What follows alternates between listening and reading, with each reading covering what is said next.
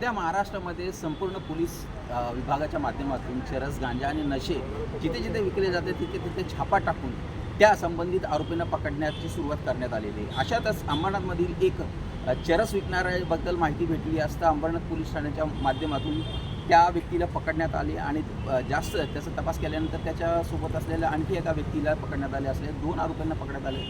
त्यामध्ये जो चरस होता त्याची किंमत आंतरराष्ट्रीय बाजारामध्ये 4.25 कोटीच्या वरती त्याची किंमत आहे.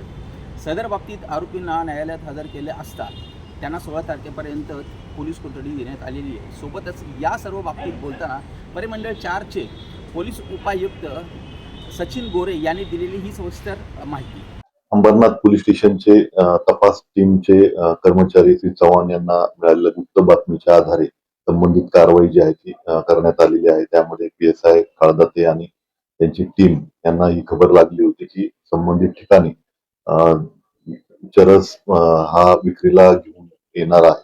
तर त्या अनुषंगाने आपण तिथे जाऊन खात्री केली असता त्यामध्ये जवळपास 5 किलो 300 ग्रामच्या आसपास चरस जो आहे तो मिळालेला आहे. यामध्ये आपण यातला जो मूळ आरोपी आहे त्याला ताब्यात घेतलं. ताब्यात घेतल्यानंतर अधिक विचारपूस करता त्याचा आणखी एक साथीदार आम्हाला मिळालेला आहे आणि या दोघांनाही काल रोजी अटक केल्यानंतर आज रोजी मान्य न्यायालयासमोर हजर केल्यानंतर दिनांक 16 पर्यंतची पोलीस कस्टडी जी आहे ती मिळालेली आहे. यामध्ये मान्य वरिष्ठांच्या मार्गदर्शनाखाली सदरची कारवाई जी आहे ती करण्यात आलेली आहे. यामध्ये वफोनी श्री सय्यद आणि त्यांचा तपास पथकातले अधिकारी कर्मचाऱ्यांनी एक चांगली कामगिरी त्यांनी केलेली आहे.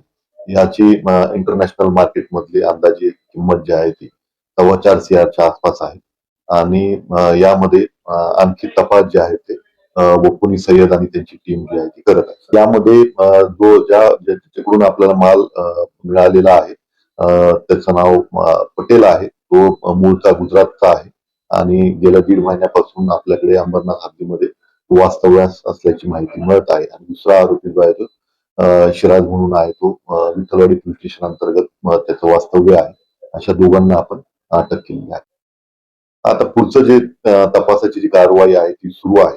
यामध्ये त्यांनी नक्की काय कारणासाठी आणि यामध्ये आणखी कोण इन्व्हॉल्व आहे याचा विस्तृत माहिती जी आहे ती येणाऱ्या कालावधीमध्ये सादर करू. या अगोदर या दोन्ही आरोपींवरती कुठलाही गुन्हा दाखल नाही आणि त्यांचा पूर्ण रेकॉर्ड चेक केला असता हा पहिलाच गुन्हा त्यांच्या नावावरती दाखल झाला.